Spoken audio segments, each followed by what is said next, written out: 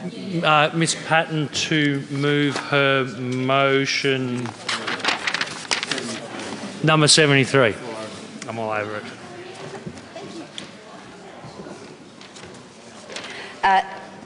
Thank you, President, and I'm very pleased to move the motion in my name, motion number 73, and it is a motion that may come as a surprise to some people here, but it does come as no surprise to anyone in this chamber that the Reason Party has had a long-standing policy of legalising, regulating and taxing cannabis use for adults. My previous motion on the paper, which I have as today withdrawn, was a much narrower inquiry focusing only on the commercial legalisation of cannabis in Victoria. And in these last few months, I have modified that position and thought on how this parliament should tackle cannabis. And I realise that cannabis is much bigger and a more complicated issue. This motion is a direct result of conversations I've had with the community, with health organisations, doctors, nurses, youth workers, lawyers, students, prison workers, police, people at train stations, in cafes and other MPs in this House and in the other place. Our community is crying out for a conversation about cannabis, the most widely used illicit drug in Victoria and Australia. What health effects is cannabis use having in our community? And how can we help better educate, particularly young people, on cannabis use as it relates to their mental health? How do we stop criminal syndicates profiteering from the sale of cannabis, given that there are billions of dollars changing hands every year? Profits, I add, that many criminal gangs then use to fund other illegal activities, such as the manufacture of drugs like ice. Some people believe that we can absolutely stop the use of cannabis if we could just better police its supply and punish offenders more severely. Others believe that the free market should prevail and it should control the supply and consumption of cannabis. Most other people seem to have a position somewhere on the spectrum between these two. But absolutely no one believes that what we are doing now is working. This motion simply poses the question, how do we keep cannabis out of the hands of young people and criminals? Australians, Victoria included, are some of the highest cannabis users in the world. In fact, young Victorians use cannabis twice as much as tobacco. According to the National Drug Strategy Household Survey of 2016, 22% of young people use cannabis, while only 11% of them use tobacco. Exactly double.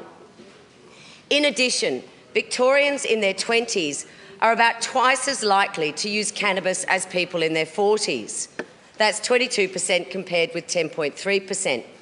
Recent use of cannabis amongst males in their 40s and 50s and those aged 60 or older is at the highest rate seen over 15 years, indicating that there may be an ageing cohort of cannabis users, and I think that comes as no surprises. We may call it the baby boomers. More females in their 30s used cannabis in the previous 12 months in 2016. So we've seen an increase, significant increase over the last 3 or 4 years. 10% of Victorians have consumed cannabis in the past 12 months, and that figure is steadily rising. We are some of the biggest cannabis users in the world.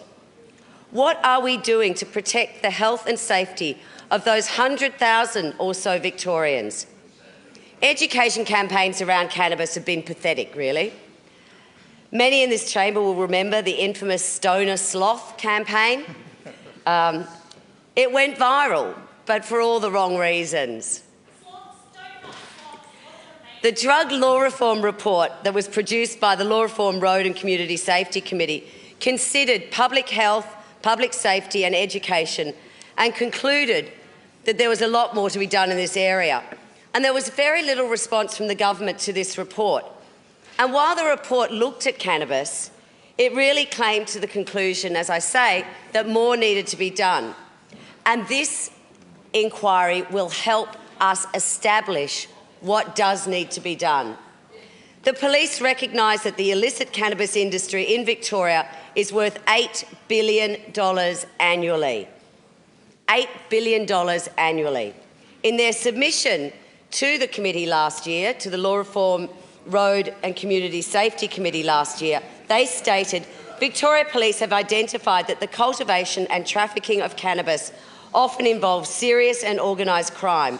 Flow-on effects have seen invasions of grow houses, extreme violence, proceeds to fund other criminal activity, theft of electricity, and grow houses presenting significant fire hazards, along with health and safety risks to police and emergency services members.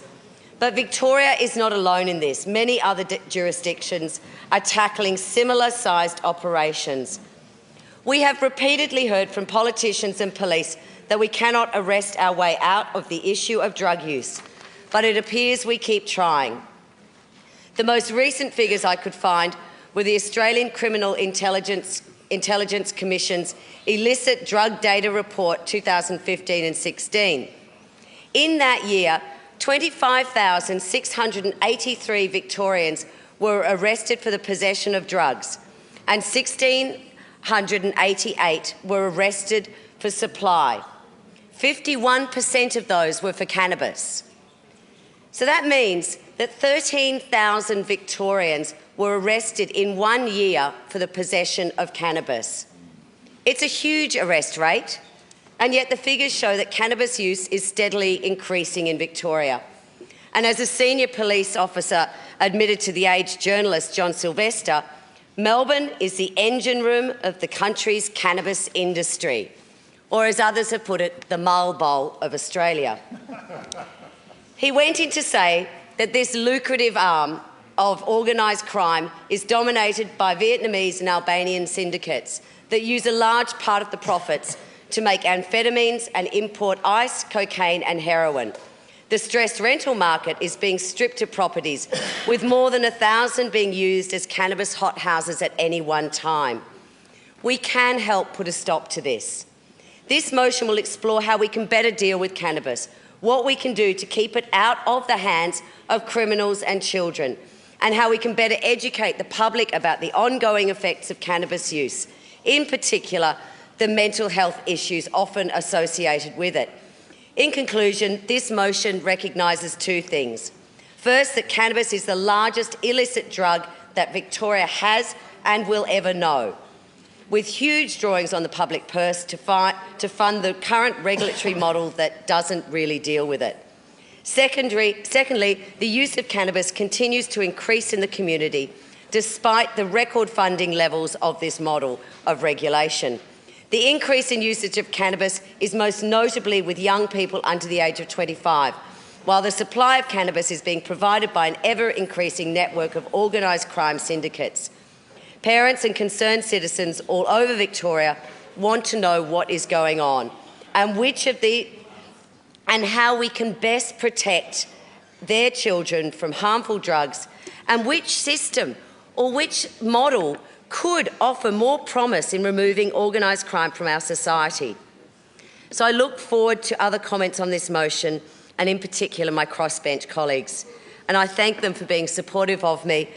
And also I'm grateful for the people who've made helpful suggestions to this motion and what we wish this inquiry to explore. And I commend my motion to the House. Yeah.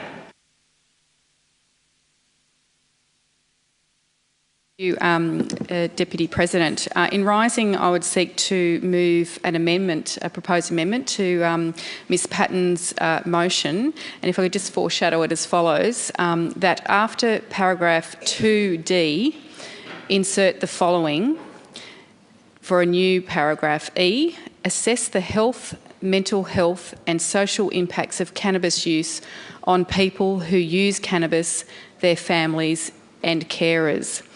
And in so foreshadowing that motion, Deputy President, I'd like to just make the following Ms. point. Terpstra, can I just ask you to pause while your amendment's circulated? Sure. Here?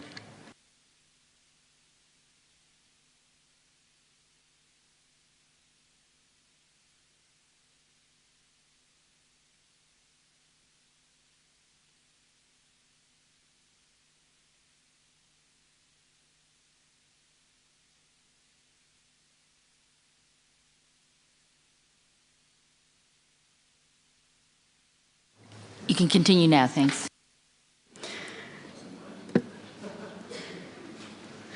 So as I was indicating in raising this amendment, the government is committed to reducing the harms associated with alcohol and other drugs and other drug use. We have made significant investments in the alcohol and drug service sector to ensure Victorians get the support and treatment they need and deserve. We recognise that drug use is complicated, and we are working to reduce the harms associated with problematic substance use. Ms Patton's proposal is in line with harm reduction principles the government adheres to. The government, as I indicated, broadly supports the motion, but is seeking to amend it with the additional point, as I foreshadowed, which is to include provisions to assess the health, mental health and social impacts of cannabis use on people who use cannabis, their families and their carers. We have consistently demonstrated our commitment to ensuring Victorians get the treatment and support they need, as well as providing innovative harm reduction programs to prevent people taking drugs and assisting them to get the support when they seek it. This is a government of action when it comes to alcohol and drugs. We do not shy away from the reality of the problem. Unlike those opposite who left the alcohol and other drug sector in disarray following the botched recommissioning process, having unbelievably cut services, cut staff and continue to put lives at risk through their short-sighted approach to this sector. We recognise that drug problems are complex, unlike those opposite. As former Chief of Police and National ICE Action Task Force Ken Lay, and as I indicated, this government is committed to making reforms in this sector, unlike those opposite, who all they want to do is throw cheap shots and insults at the government, who is committed to making sure that we continue to invest in this sector and make sure we provide the assistance that Victorians need. The 2019-20 budget includes a record investment of $273.1 million in drug services. This is an increase in 65% of the budget over the last 5 budgets, which is a massive improvement and huge increase, and much more than those opposite would ever have done. In our most recent budget, we've announced an additional $14.4 million to support a new 30-bed residential rehabilitation facility in Gippsland and to strengthen essential harm reduction services. Mr Davis, on a point of order. The Speaker is slavishly reading from notes and her task is to make a contribution. No, this is just, it's just a written speech. Did you write it?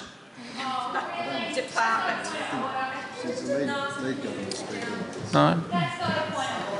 Slavish.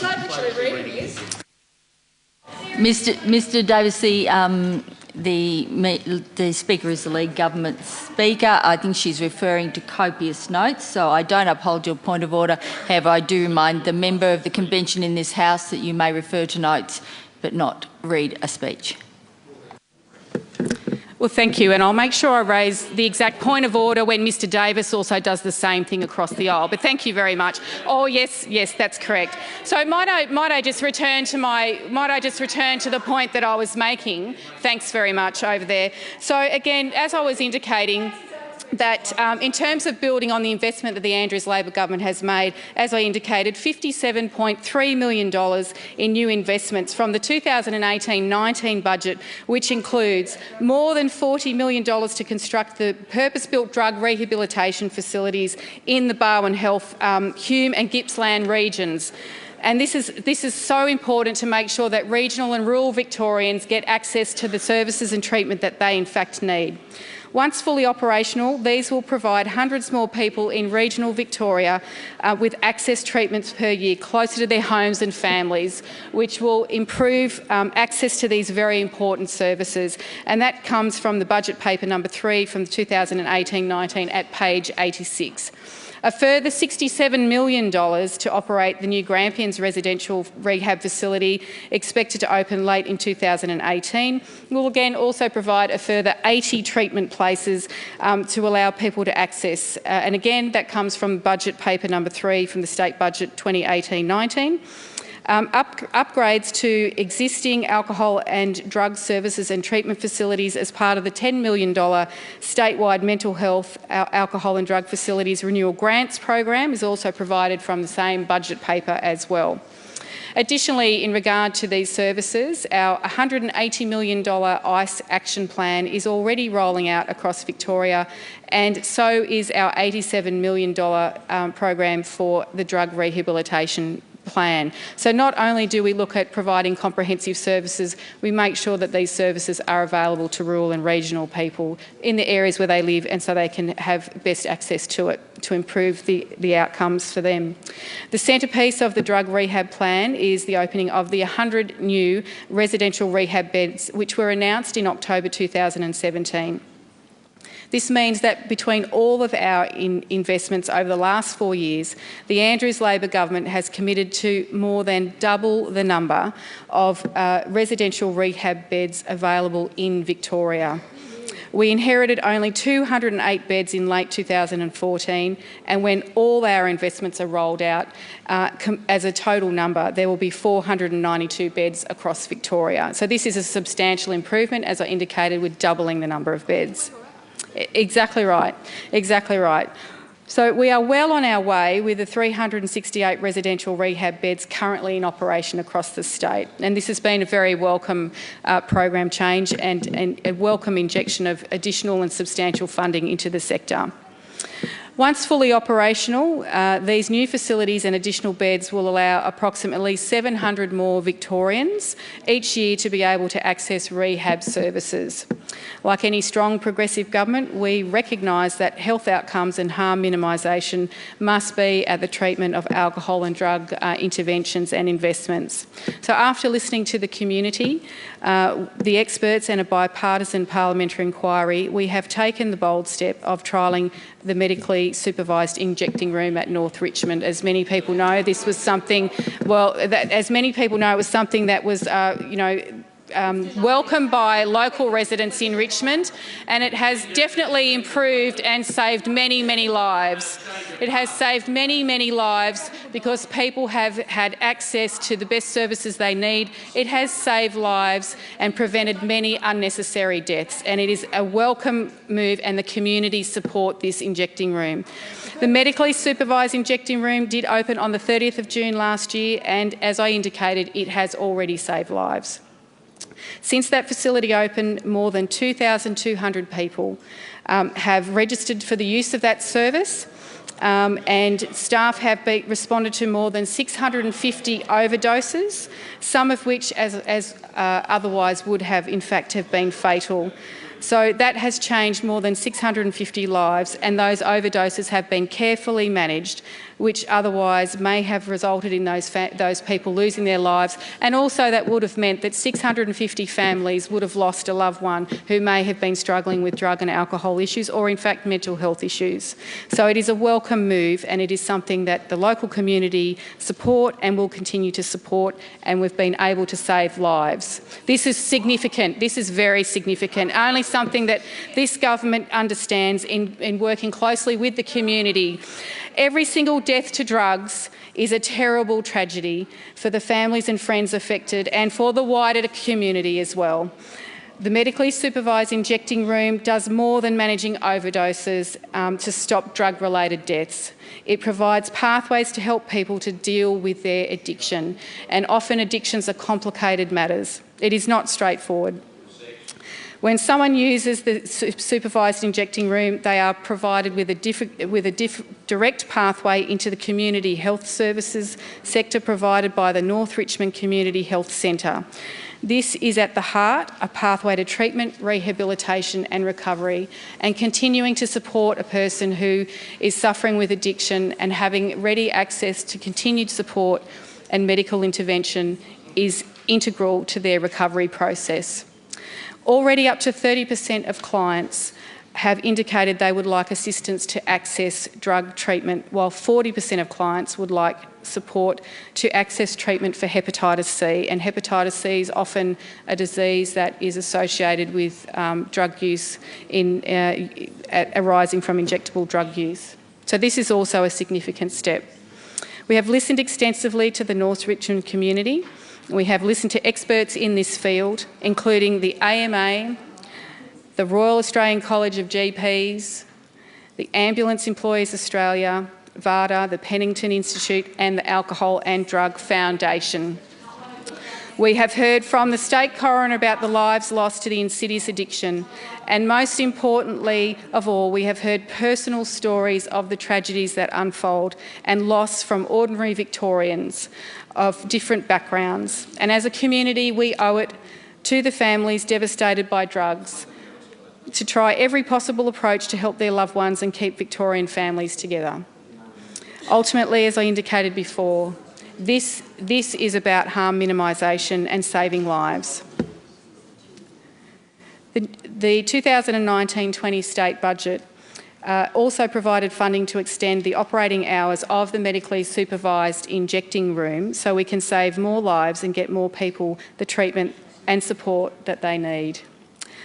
The new hours will take effect in the coming months once the facility currently under construction replaces the interim facility. The change will see the medically supervised injecting room open from 7 a.m. in the morning and 9 p.m.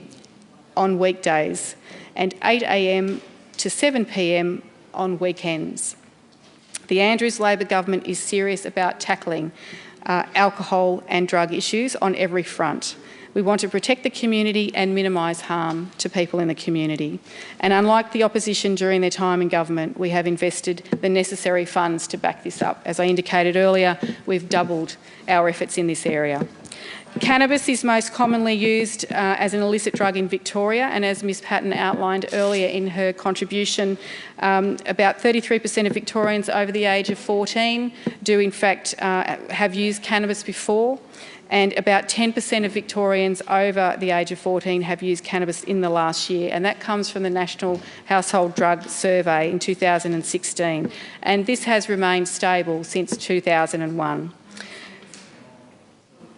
In 2016 to 17, there were 10,164 arrests related to cannabis in Victoria. Nationally, consumer arrests accounting for the greatest proportion of arrests.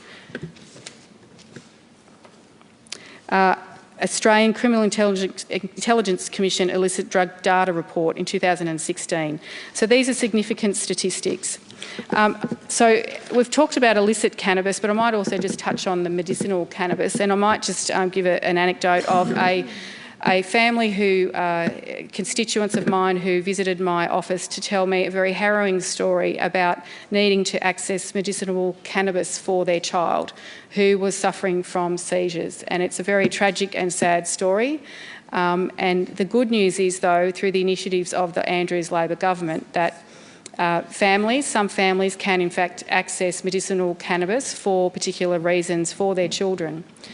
Now, the early research tends to suggest that whilst medicinal cannabis does have some ability to alleviate some of the suffering that some children have, it doesn't seem to be consistent across the board, and more research is being undertaken in order to ascertain the full effects of this. But certainly it's indicated that medicinal cannabis is in fact very beneficial to some people. So I won't go on much further other than to say that also a significant part of the work in regard to this will be looked at through the Royal Commission into Mental Health, and oftentimes addiction issues are often combined with mental health issues. Sometimes people will use and access drugs because they are coping or using it as a coping mechanism to cope with the impacts of mental health or depression. And so, as I touched on earlier, the reasons for drug use can often be complex. And so I might leave my contribution there, perhaps, Deputy President, and I would just recommend this amendment to the House. Thank you. Ms Crozier. Deputy President, and I'm pleased to be able to make some remarks in relation to Ms Patton's motion that we are debating this afternoon, and it's an important motion. It's talking about cannabis, young people, education and an inquiry into various effects around the dangers of drug use, and I think that is an important point to make. I also note that Ms Patton in her opening remarks said that there were no surprises in relation to the long-standing support of legalising cannabis, and I did actually want to congratulate you on your book. Not that I've read it all, I must say, but I have skimmed through it, and I do note that you state in the book that I think came out last year, where Ms Patton states, "As a moderate recreational cannabis user for most of my adult life, I've had enough experience to sift through the expletive and the hype that surrounds it. As such, I'm comfortable in proclaiming cannabis the safest tonic that we have." Now, I know, as I said, I respectfully understand Ms Patton has a view on what she thinks of cannabis and the legalisation of it.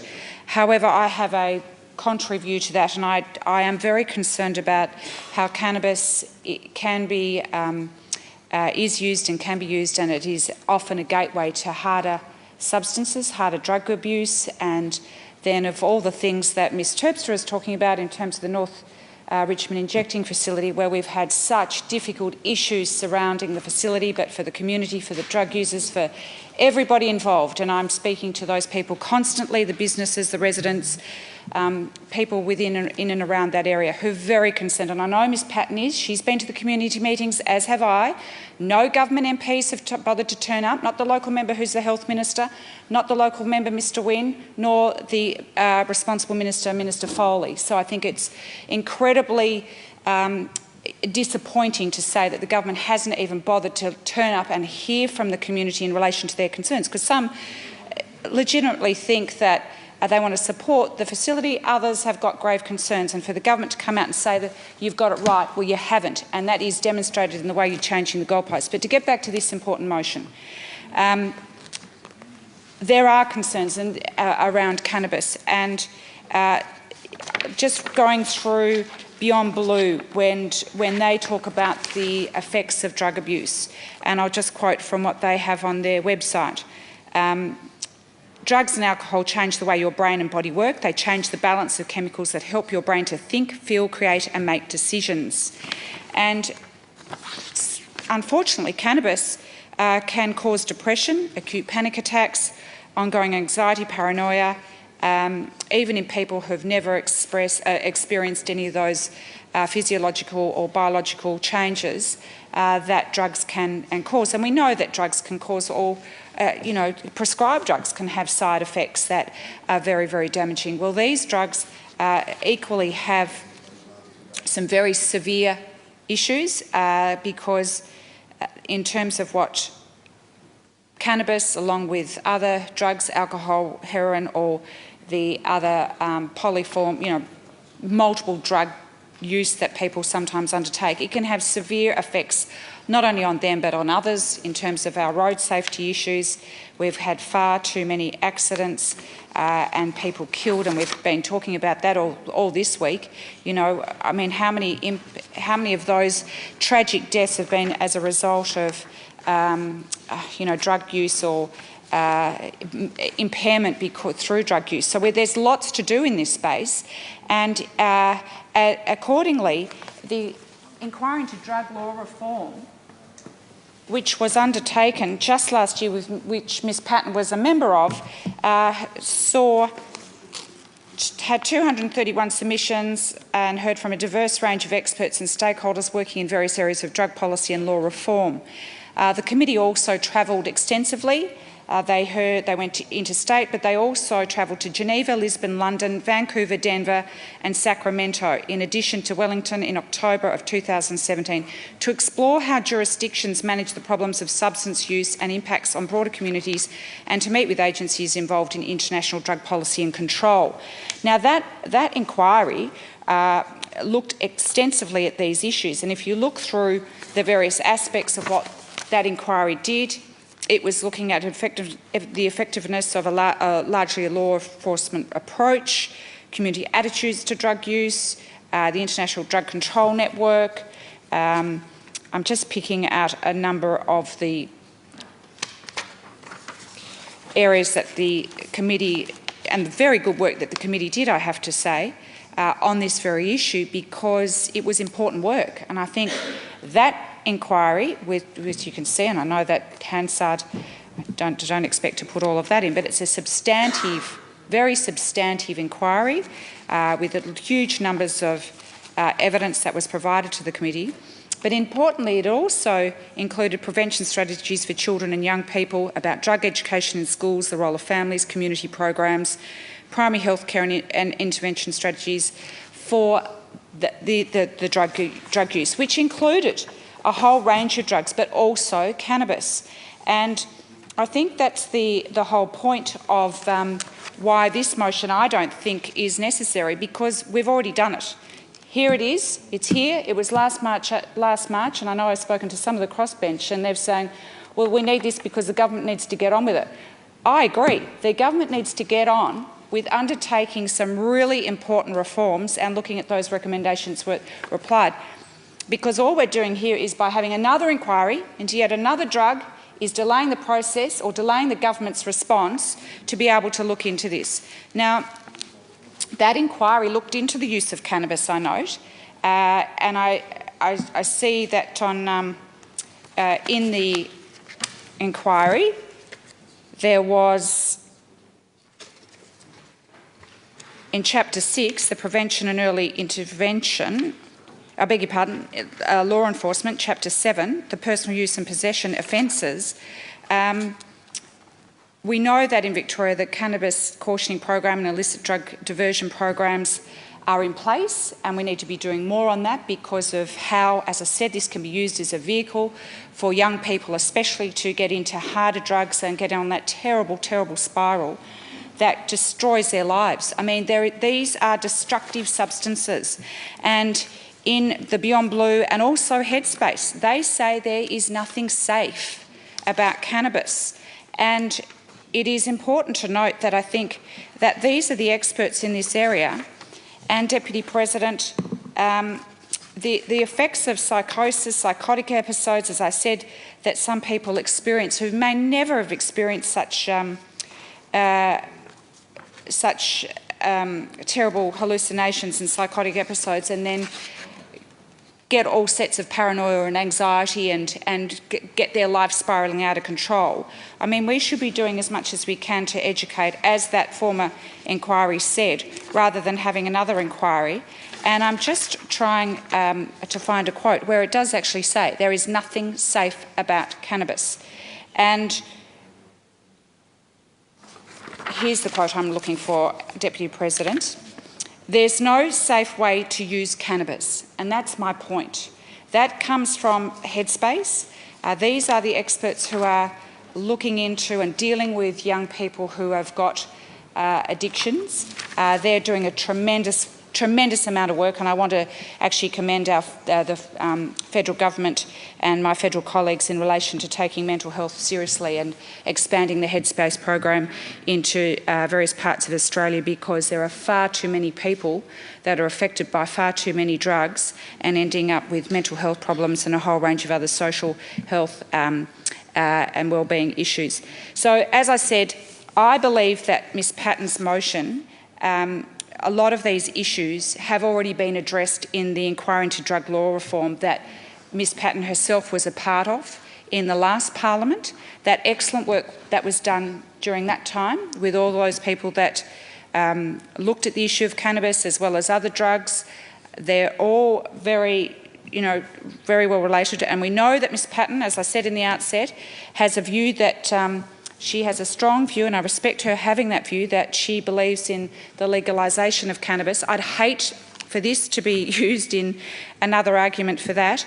I don't believe we need any more inquiries into this. We need the government to get on. I'm just showing that showing to the House that the Legal and Social Issues Committee had an inquiry into drugs, poisons and controlled substances, but that was about medically supervised injecting centre that Ms Terpstra and I've mentioned, but also references cannabis. The inquiry into the supply and use of methamphetamine in Victoria, which was in 2014. Another referencing the use of cannabis and how that is used in conjunction with other drugs such as ice and heroin and a whole other man-made substances or artificial drugs that, when they're combined, have a hugely detrimental effect. So I know there are other members who'd like to speak to this motion, so I'll conclude my remarks, but say again in my final remarks that I don't believe that we need yet another inquiry into this. What we need is the government to get on to look at those recommendations which were made in the law reform previous committee and get on and do the work that is absolutely required, because we have got a serious problem of huge amounts of drug use, illegal activities, antisocial behaviour that is associated with these very, very, very severe problems. Thank you, Ms Crozier. Mr Limbrick. Thank you, Deputy President. It'll come as no surprise to anyone in this House that knows anything about the Liberal Democrats that we support this motion. We have supported cannabis legalisation since our formation in 2001, so that makes us one of the longest supporters of cannabis legalisation in the country, I believe. But I'd like to firstly acknowledge Ms Patton's efforts on both bringing forward this motion and her long history in support of drug law reform. I'd also like to acknowledge that other parties across the political spectrum, including on the crossbench, have either changed their position recently on drug law reform and cannabis in particular, and I'm very encouraged by that. I'd also like to give credit to the Andrews government in the last term of Parliament. I believe that they took some very brave moves on drug law reform in general, but more specifically medical cannabis. They saw that there was potential medical benefits that have been underdeveloped because of prohibition. A lot of these illegal drugs do have medical benefits, and the Andrews government acknowledged that, and it's actually helping people now through that program. And also through the medically supervised injecting centre was a very brave move for the government, and I'd like to acknowledge that. Firstly, I'd like to talk about our philosophy and why we support cannabis legalisation. So the Liberal Democrats are what's called a libertarian party, and our philosophy is the philosophy of liberalism. And so what we believe is that where we have free markets and a free society allowed to flourish, that humanity thrives. And where the government interferes with markets and interferes with society, there is suffering. And there is hardly a greater example of the suffering caused by government interference in people's lives than drug prohibition. It has caused massive suffering in both our society and other societies throughout the world. And some of the points on what's happened with cannabis prohibition, this is what this inquiry, this is what this motion is actually referring to, the ills that have come upon our society through prohibition of cannabis. And some of these are, it makes drugs more potent and more dangerous. That's a general cause of prohibition. It protects the markets and the profits of organised crime. We've seen in this city for decades now, organised crime has been going on and caused all sorts of issues that everyone here knows about. It's all been related to drugs, or mostly anyway. It provides an incentive for corruption. Many institutions, it becomes easier for them to become corrupted by this prohibition. It fails to prevent use and harm of drugs in the community, and it also costs taxpayers an absolute fortune. So there's many, many harms caused by cannabis prohibition. I'd like to go through a few of those harms that I hope that this inquiry will be able to address. So one of them is the risks of grow houses, and this is not particularly big thing as far as, when people talk about harms from drugs, but there's lots of fires caused by cannabis prohibition. So what typically happens with production, because it's not legal, they do it indoors, they go to a rental house, they steal the electricity from our electricity grid, and they set up these really dodgy wiring systems and they start fires. And some examples of these, in Moe there was a house fire with more than 300 cannabis plants were found in that house fire. In 2018 in Smeaton near Ballarat, police found more than 150 cannabis plants. In Springvale last year, police discovered hundreds of cannabis plants. And in Bendigo in 2015 after a house fire. Now another aspect of these grow houses, which I know Ms Patton referenced earlier, because they're connected to organised crime, they need people to sit in these houses and monitor the grows. So what happens because of prohibition, organised crime don't want people who know about the organised crime network sitting in the house, so they take advantage of vulnerable people, and in lots of cases that has been Vietnamese women with gambling debts. They stand over them, they sit in the house, and they get into trouble. They don't know anything about the organised crime networks. And a reference was a study by Dr. Rosalind Lay, published in 2014, highlighted that Vietnamese women are vulnerable to being exploited in this way, with an increasing number of Vietnamese women populating our women's prison. Many of these women were pressured into being crop sitters after acquiring gambling debts, others simply due to pressure from their spouses. Another group that gets pressured or coerced into this somehow is international students. Either they have pressure from other people, from organised crime, or sometimes they get into trouble in other ways. If we look at some of the opinions from Victoria Police, in 2016, a survey of Victoria Police members showed that members ranked cannabis as the lowest priority of the 5 most common illicit drugs. The police also held the view that the price of cannabis would decrease and there would be an increase in cultivation and the involvement of organised crime. This is despite the huge efforts already poured in by taxpayers into policing this.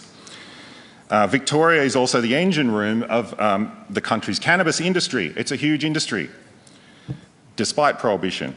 Melbourne is the engine. This was from Assistant Commissioner Steve Fontana. He stated that Melbourne is the engine room of the country's cannabis industry. It's also been highlighted that organised crime groups use this as a cash crop to fund other illicit activity, which has also been highlighted by other members here. And as has also been highlighted, use and possession charges represent around half of all drug charges. So we have massive numbers of people causing a lot of harm for people who are involved with this.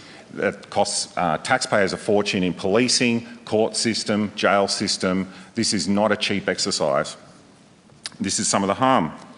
And if we talk about the harm of the drug itself, I actually agree with Ms Crozier that no drug is without harm. The question that we're looking at here is how can we reduce that harm? Cannabis, of course, has harm, as with every other drug. And it's important to recognise that cannabis does and can cause harm. There's also another harm that's not spoken about very often from cannabis, is that people often mix it with tobacco.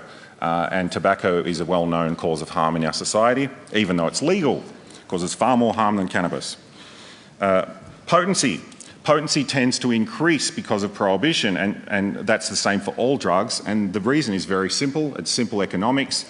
As drugs are illegal, it's easier to smuggle high potency, small amounts, and it's the same with cannabis. It's easier to grow high potency crops in a small amount. It's easier to smuggle them. It's easier to move them, and they get into less trouble because their criminal penalties don't bear any relevance to the potency of the drug. Another problem with prohibition, another harm caused by it, is synthetic cannabis, which would never have come about if not for prohibition. It's a particular challenge for our health system, with the dangers and risks that don't exist for ordinary cannabis. This product may have never existed without prohibition. Despite prohibition, and this motion also talks a lot about young people and the harms. Despite prohibition, it's widely available to young people. According to NDSHS 2016, 30% of people 14 to 19 years old had an offer or an opportunity to use cannabis in the previous 12 months. That's despite it's banned. However, if we look at what happened in Colorado after legalisation, the use of cannabis in young people actually fell slightly. And also there is appropriate harm reduction. Under a regulated regime, programs to address the risks and harms of youth cannabis have been developed in jurisdictions that have regulated the adult use of cannabis. Also, choice itself, allowing people choice, has a public health benefit itself. And the classic example here is, of course, medical cannabis. The growing acceptance of medical cannabis has demonstrated that only considering the harms is not appropriate. There are about 4,000 registered medical cannabis users in Australia, but an estimated 100,000 or more people using it for therapeutic uses already during Prohibition. There is also another potential benefit, opiate overdose reduction. 2 large studies in North America found that there was a 25% reduction in opiate overdoses in jurisdictions that had legal and widely available medical cannabis. That's because people use cannabis instead of opiates. Consumers frequently prefer products that would cause them less harm, and these include low THC and high CBD varieties of cannabis. And other people would rather vape or ingest cannabis and remove the risks from smoking it. In conclusion, the motion before the House addresses an issue that is important to many Victorians. There are varying views on how to best address the issues related to cannabis use and the illicit cannabis industry, and it is right that these have a full and frank inquiry. Globally, the relationship between governments and their citizens and the understanding of cannabis has been rapidly changing. Indeed, the World Health Organization recommended the rescheduling of cannabis earlier this year. If given the choice, many people who are already using cannabis would choose to do so in ways that are less harmful, all while undermining the profits of organised crime. I support this motion. Thank you, Mr Limbrick. Dr Ratnam. Acting President. I rise to speak on this motion proposed by Ms Patton, and at the outset note that the Greens generally support referrals to committee, as our parliamentary committees play an important role in our parliamentary system by being able to hear from the community and investigate issues and solutions more deeply than we can in this chamber. For many years, the Greens have been on the record supporting drug law reform, and we welcome the opportunity to debate this matter today in Parliament. We are continuing to call for a realistic, evidence-based approach to drug policy that treats drug use as a health issue rather than a criminal issue, because the war on drugs has failed. Currently, cannabis accounts for the greatest proportion of illicit drug arrests across Australia, rising 6% from 75,105 in 2014-15 to a record 79,643 in 2015-16. These statistics show that despite the continued illegality of cannabis, Australians still choose to use it. So criminalising drug use only serves to make things worse, creating more harm rather than reducing it. It creates an underground black market where Australians risk buying cannabis of unknown quality or strength. It means that young people can end up with a criminal record simply for having a small amount in their possession. Instead of a tough on drugs approach, we could have a regulated legal market for cannabis to ensure greater protection for vulnerable cannabis users and redirect the revenue from cannabis sales and the current vast amount we spend on the criminal response to cannabis to harm reduction measures. Countries all around the world are realising that prohibition causes more harm than it prevents. Canada, Uruguay and many states of the US have all moved to establish a regulated market for cannabis. And next year, New Zealand is holding a referendum on whether to legalise the personal use of cannabis. My federal colleagues are leading the call for a legalised cannabis market in Australia. Our plan would establish an Australian cannabis agency which would regulate the production and sale of recreational cannabis for adult use and act as a single wholesaler of legally accessible recreational cannabis. Under the plan, there would be licensed cannabis retail shops which could sell cannabis in plain packaging without advertising and only to over 18s. We would also allow growth of up to 6 plants at home for personal use only. We believe that a scheme like this, a licensed, regulated cannabis market, is the only sensible approach to cannabis use in Australia. By regulating and monitoring the sale of cannabis, we can ensure that the products Australians buy and use are safe and of good quality. Money raised through tax revenue and saved in the law enforcement response would be invested in drug treatment services, mental health services and education programs rather than going to the pockets of dealers. On that note, I do want to note a number of concerns we have with how this motion has been framed, namely about how young people are framed as a problem and what this will do to the direction of the inquiry. I appreciate that Ms Patton's motion is likely underpinned by a similar approach that the Greens take in wanting to move towards a regulated cannabis market as reflected in an earlier version drafted of this motion. And so we are left to assume that this version has been proposed to gain support of the government, who remain conservative on these matters in order to pass. However, rather than calling it out for what it is, that the war on drugs has failed and that we need a fundamental rethink of drug policy, this motion instead frames it as being about young people using drugs and doing crime. It risks stigmatising them further when young people are already stereotyped negatively in nearly all our public debate. This type of framing only serves to entrench negative views of young people, and should this motion be successful, I would urge the committee to be vigilant about ensuring that this is not the tenor of the inquiry. The framing of this motion also doesn't help us reset the conversation about cannabis use as a health rather than a criminal issue, nor the merits of prohibition versus regulation. We acknowledge the health concerns with cannabis, and we think they may have been overemphasised in the motion, but are supporting the inquiry because it'll expose the Parliament to evidence. The Greens are hopeful that the committee process will result in recommendations that promote the sensible, evidence-based approach I have outlined above. Because the best way to protect public health and safety in relation to the use of cannabis in Victoria is to treat cannabis use as a public health issue, not as a crime.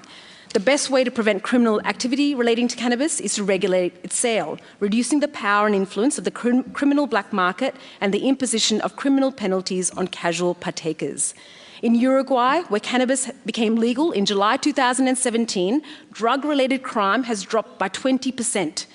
Early evidence from the US, where the sale of cannabis is regulated in some states, shows a reduction in alcohol consumption, violent crime, and a reduction in prescription opiate overdoses. We strongly urge the committee to keep these points in mind in the course of the inquiry and to come to a solution that works for everyone, which aims to protect Victorians rather than penalise them. Australians are ready for change. 74% of us do not support treating the possession of cannabis as a criminal offence. And in a January 2017 poll, 55% of respondents thought cannabis should be taxed and regulated like alcohol or tobacco, and only 26% opposed. It's time. Just legalise it. Thank you, Dr Ratnam. Ms Stitt. Thank you, Acting President. And I'll be brief because I am aware that there are a number of speakers that still wish to make a contribution. And in the spirit of making sure everybody gets their opportunity, I'll just make a few points. And I did want to just pick up on a couple of the things that Ms Ratnam just referred to, and take her to task a little bit about some of her comments about the government's position on this, because the government does recognise that drug problems are incredibly complex, and so there is a range of things that the government has done in response to the problems of drug abuse and the complexities around drugs as a health problem. We have significantly invested in measures to ensure that these problems in our society are addressed. And in 2019-20 in the budget, that includes a record investment of $273.1 million in drug services. So the frontline staff that work in the drug and alcohol services across Victoria are an incredibly important part of how we tackle the issue of drugs in our society. And I not only know this through the work of the government, but through my former role at the Australian Services Union, where many members of our union work in the front line in drug and alcohol services and talk to their union all the time about the importance of making sure that those services are funded so that they can do the work with some of the most vulnerable people in our state with very complex issues, often intersecting between drug, alcohol and mental illness. So it is the case that the government understands this. I mean, you just have to look at the words of the Chief of Police, the former Chief of Police and the National Ice Action Task Force Chair, Ken Lane, who said that this is not a problem we can arrest our way out of. It's a health problem first and foremost, and we must treat it that way. And that is, I think, that the approach that the government has sought to take in addressing some of the issues around drugs in our community. We broadly support the motion that Ms Patton has brought to the Council today, and my colleague Ms Terpstra has proposed an amendment. And we do think it's important that the motion is referred and that these issues are looked at by the Social and Legal Affairs Committee. I think that we have got a minister who is committed and not closed-minded about how we approach these issues. And we can't just treat drugs as a law and order issue. I think that's well understood by the minister, by the government and by many members in this place. We have to look at harm minimisation as a critical part and education as a critical part of how we deal with drugs in our community and in particular cannabis. I mean, that's certainly the approach that I've taken as a parent of adult children. I have just sought to make sure that my children understand the health risks and that they understand, you know, that it's about minimising the risk and making sure that they feel supported in the decisions they make as young adults. In terms of illicit cannabis in Victoria, I mean, there's no doubt that this is the most commonly used drug in our state, with about 33% of Victorians aged over 14 having used cannabis before. So this is not an issue that touches a particular demographic or touches a particular community. This is a widespread and commonly used drug. So this government, as we're all aware, has taken steps to introduce legislation to allow for medicinal cannabis. That's an Australian first.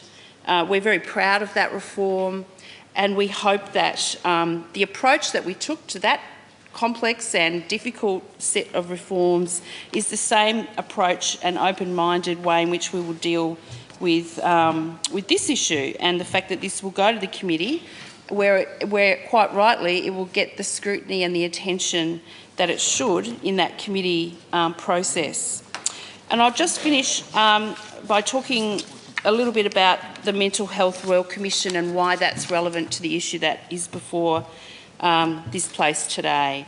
And the Andrews Labor government recognises that mental health is a key issue in our society, and that is why we have announced and funded in this budget a Royal Commission into mental health, because we understand also that there's a significant overlap between addiction and drug use and mental health, with around 50% of people with mental health issues also experiencing substance use disorder and vice versa. That's why the government believes that it's critical that the Royal Commission consider the intersection between those issues, and that mental health services are supported and set up in such a way to deal with the intersection of those issues. So, being mindful of how many other speakers want to make a contribution, I'll leave my comments there, Acting Deputy President, but I would just finish by saying that the government, with the amendment proposed by Ms Terpstra, will be supporting the motion. Thank you, Ms Stitt. Mr Grimley. Thank you, Acting President. I rise to speak on the motion raised by Ms Patton today and to note the impact of the illegal trade involving cannabis, and she also talks about the call for a committee inquiry into the prevention of youth using cannabis, the implementation of education programs on the dangers of drug use and prevent criminal activity relating to the illegal cannabis trade. Now, speaking as an ex-Victoria Police member as of November last year, I think I've got pretty recent and significant advice and contributions to make to this motion, in particular with cannabis, the use of cannabis, the trafficking of cannabis, and the associated offenders, offending and court processes. So, in a nutshell, I can tell you that as a police member, it is an extremely time-consuming process when we're investigating hydroponic setups and the trafficking of cannabis, as you would likely know, Acting President, yourself. We are, from the time that we get intelligence to the arrest, if there is an arrest, that can often take up to 6 months and can sometimes consume many police officers that, for the end result of dismantling a hydro setup in a house, which is a good thing, and then that can lead to often other houses and so forth and so on. The investigation continues. It is very time consuming. Yes, we are taking cannabis off the streets and the cash out of the hands of the traffickers and the organised crime groups. But as Mr Limerick said before, quite often the middle person is the one that we find and we arrest or have their fingerprints on, and they are the ones that cop the brunt of it all, whilst the organised crimes get away with it. There have been many advancements in police and the so-called legislative processes as we continue with what people like to refer to as the war on drugs. This includes the cannabis cautioning system, which I think has been a good system. I'm not too sure on the results as yet on harm reduction from cannabis use from that cautioning process, but it does give police an alternative avenue in prosecuting mainly the youth who have been caught with cannabis. It's not unusual for persons to be found in possession of small amounts of cannabis to be diverted through to these programs, and even sometimes the discretion used by police has also resulted in no charges or no offending being reported. The traffickers, on the other hand, are often more harder to locate, arrest and prosecute. These are the ones, like I said, are getting away with it. The hydroponic setups have not only a safety issue, but also have the private rental issues going on. A lot of the times the organised crime groups set up private rentals with people, unbeknownst to them, with false identification and fake IDs, set up and completely destroy their homes, putting in bypasses, electrical bypasses, stealing electricity, and causing an incredibly dangerous fire hazard. And I think you mentioned, Mr Limerick, about the Smeaton hydroponic setup, and if I'm correct, I believe that was one of the last ones that I went to and helped dismantle and investigate. And from what I understand, I don't think there's been any arrest out of that one either. So this is the issue that we face, the time consumption, the fact that there's just no results at the end of it. Investigations can often run into many months from the day of the warrant execution, and like I said, consumes many police officers over many hours. Darren Hinch has often said that he thinks it's ridiculous watching big burly cops with guns on their hips arresting plants, and sometimes I tend to agree with his comments. Aside from the wasted time consumption, we should also consider the potential economic benefits of taking away the cannabis industry from the criminals. That goes without saying. But just imagine the taxation revenue that could be taken and used in prevention and educational programs on the effects of drug use. To surmise and sum up, keeping it brief, we support this motion and look forward to seeing further investigation into the opportunities for another avenue in the so-called war against drugs. Thank you. Thank you, Mr Grimley. Mr Hayes.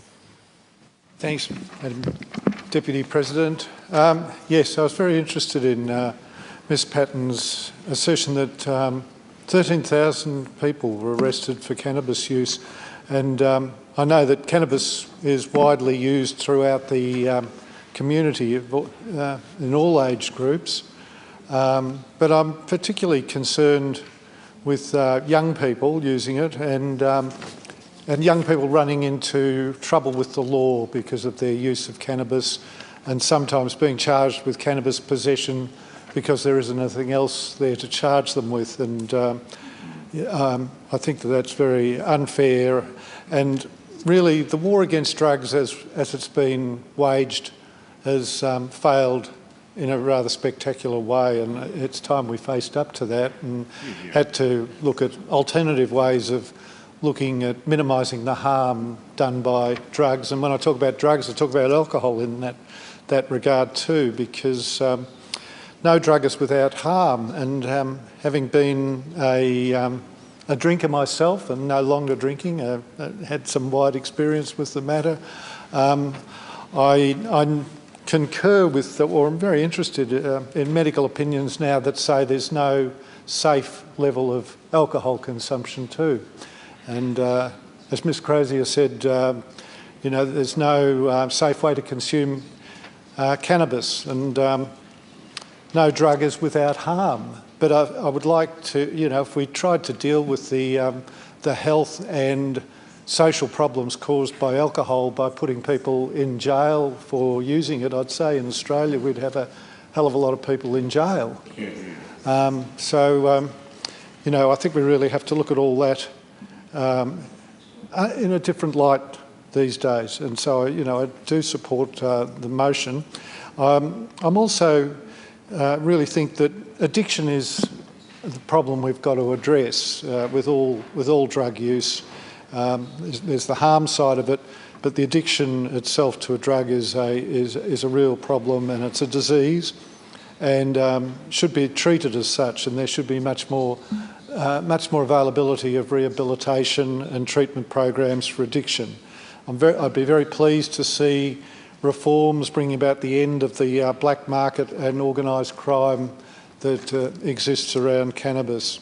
And I think that, it's one thing to legalise or decriminalise cannabis use or, any practice or any substance which may be addictive or harmful, but it's a different matter to allow and encourage its commercialisation in an unrestricted form. So I think we'd really have to look at how drugs were to be,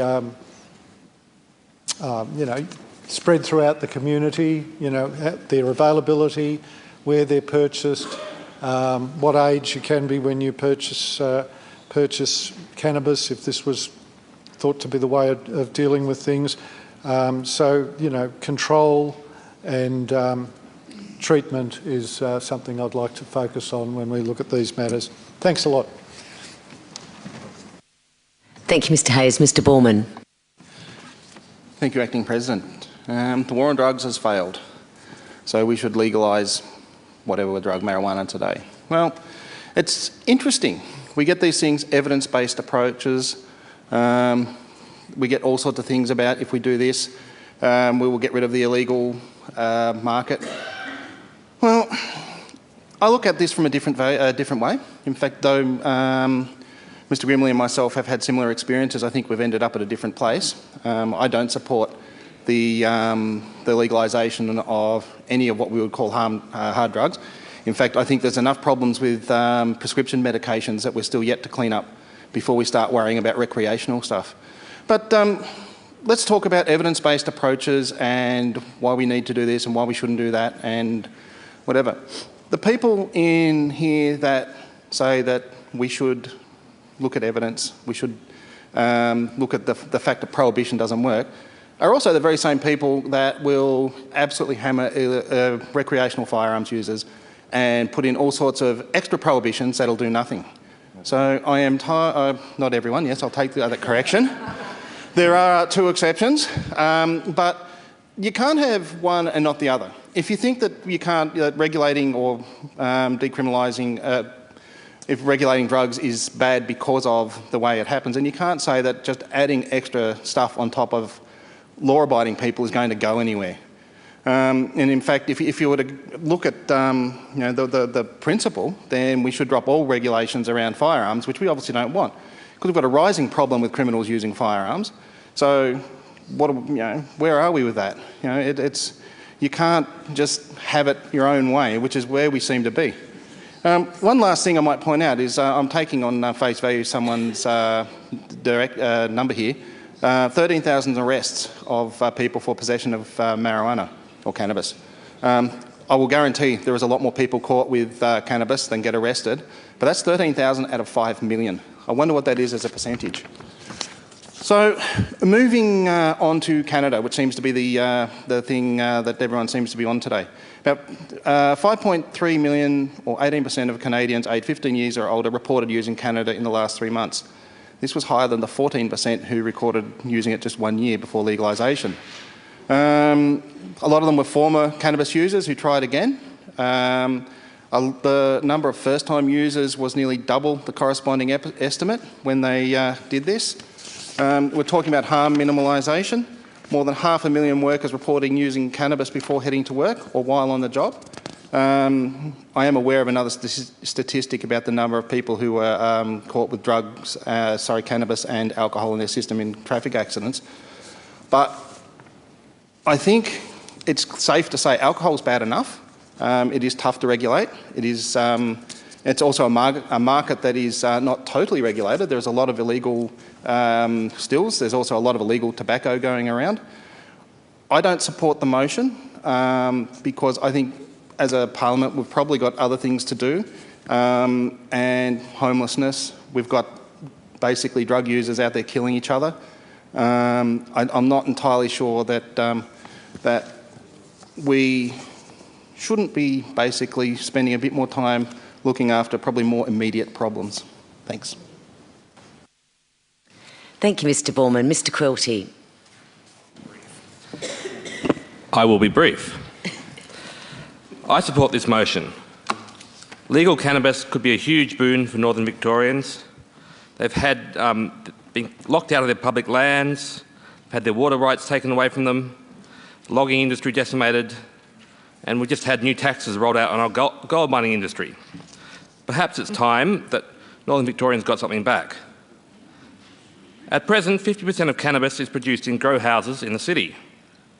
If restrictions were relaxed, this product would provide a viable option for farmers in Northern Victoria. Hemp farming has already taken off as an industry since legalisation in 2017. It's heading towards an industry worth over $3 million by 2023. Hemp, for anyone who doesn't know, is a variety of cannabis. Now, Northern Victorian farmers will enjoy the returns from a new sustainable crop and a more diverse crop rotations selection if cannabis is legalised. Additionally, if Victoria moves first, Northern Vic towns would also reap the rewards of a booming cannabis tourism industry. It will be much like the 80s pokies in reverse, a boom along the Vic side of the Murray.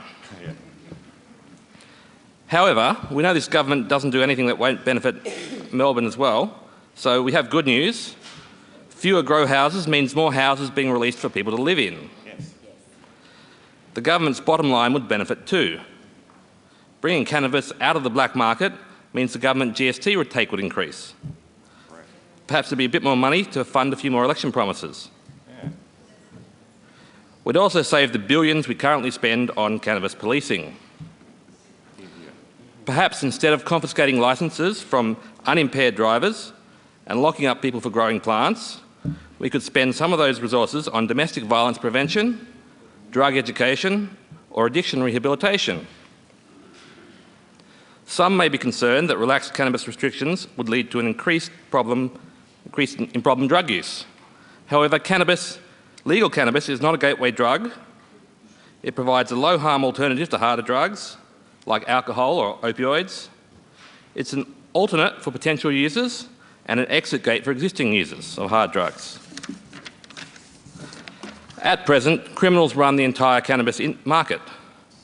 So many of them are criminals only because of their non-violent and victimless crimes relate to cannabis. others of serious criminals using funds from cannabis to further other enterprises. The government is currently protecting these criminals by restricting legitimate competition. The war on drugs is a war on people.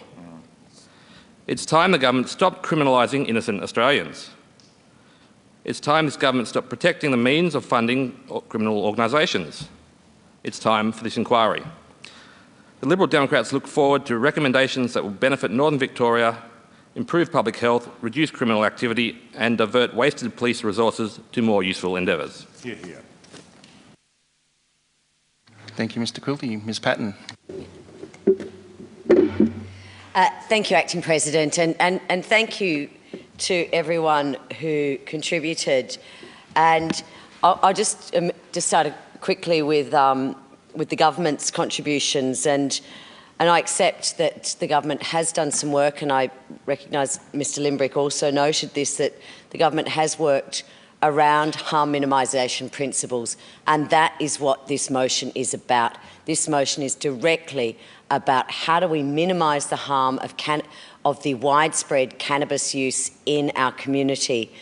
I note that the government has put up an amendment so that to add to the inquiry the question of how can we address mental health in our community, and how can we address the sometimes the negative mental health effects that cannabis has on some people. I think that is I think that's sensible. I think that works well alongside the Royal Commission into Mental Health, and I would hope and expect that the inquiry will add to that body of work and will, with any luck, look at some of the solutions to that. In listening to everyone who contributed, as I started from the outset, we all have different approaches to how we can fix this issue, how we can keep cannabis out of the hands of criminals, how we can keep our young people safer, and how we can educate them better around cannabis use. But what was clear from everyone here is that what we're doing now isn't working. What we're doing now is not stopping the criminals. What we're doing now is not stopping young people from accessing it. Ms Crozier argued that this inquiry was unnecessary. But on the same hand, she also argued that what we're doing now isn't working. She argued that we could rely on the drug law reform report that was produced last year. Now, I was part of that inquiry. In fact, I initiated the inquiry, and I will note that the opposition at the time opposed that inquiry, saying that that inquiry wasn't necessary. But I'm very pleased to hear that they now congratulate us on that inquiry and the wonderful and important work that that inquiry actually resulted in. However, I don't think it was enough, and what it did highlight was the gaps in this area. It highlighted that we do have a problem. It didn't address solutions, and that's what I hope that this inquiry will do. This is not going to be easy, but as many of the contributions made, other jurisdictions have asked this question, and other jurisdictions are finding solutions. Other jurisdictions are taking this industry out of the hands of criminals.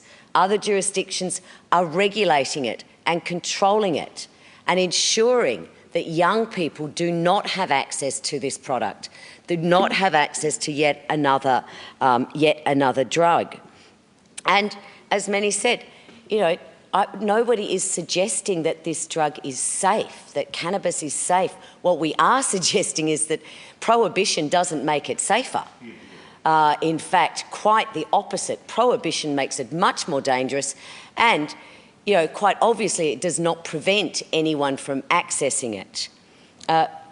Acting President, you raised the interesting issue of comparing drug prohibition with gun control, and well, not what I would argue is that guns are regulated and cannabis is prohibited, and what we're suggesting is maybe there is another way. Maybe strict regulation of this product may reduce the harms, may remove criminals, may assist the police in getting on with addressing some of the issues, the more important issues of the day, like family violence, like the increasing number of women who are being killed each year in Victoria. As Mr. Grimley, who has very recent experience in drug control, stated, largely their arrests are futile. They don't stop the industry. They close down one hothouse and another one pops up. So I appreciate the contributions here. I think they were very thoughtful contributions, and I thought it was interesting that while we all came from different places, we largely came to a consensus on this issue. I would just like to note Mr. Ratnam's concern about how we came to drawing out the terms of reference for this inquiry. Now, I make no apology that I support the legalisation of cannabis. However, I do strongly believe that an approach like this, talking about how criminals are involved in this, speaking about how young people have greater access to cannabis than anybody else in our community, is what the community wants us to talk about first. The federal Greens might go on about a government-owned cannabis industry. I don't think that that's where the Victorians are ready to go, and I think listening to the large and diverse range of people here today shows that we are ready to have this conversation. We are ready to have a grown-up conversation about how we can better deal with a product that, as I say, over 10% of Victorians are regularly using, over 20% of Victorians under the age of 25 are regularly using, and that is worth over $8 billion to criminals in this state. So I look forward to this inquiry and I commend it to the House.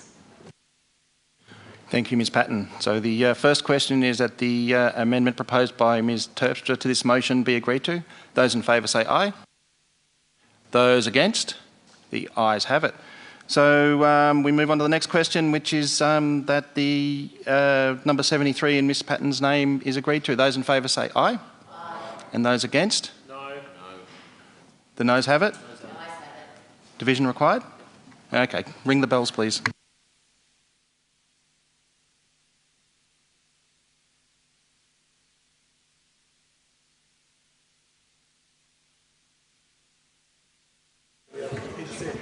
Order. Result of the division is ayes 27, noes 11. Therefore, Ms Patton's motion as amended has passed, and I'll invite members to resume their seats.